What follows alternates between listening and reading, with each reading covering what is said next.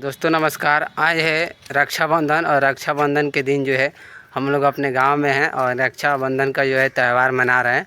देखिए, आप देख सकते हैं राखी बनवा लिए हैं और अभी टाइम हो रहा है, समझ सकते हैं 11:30 बजे, जब हम इस ब्लॉग को शूट कर रहे हैं वीडियो को।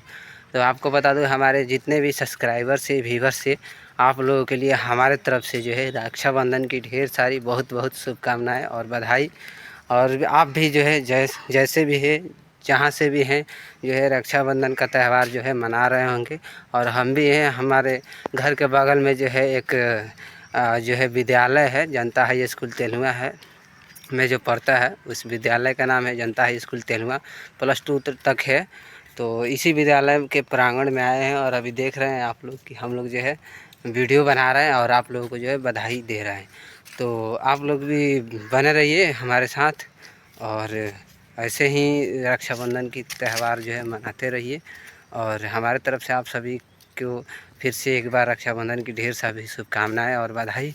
और चलिए, मस्त रहिए, स्वस्थ रहिए। मिलते हैं किसी अगले वीडियो में, तब तक के लिए बाय बाय, नमस्कार।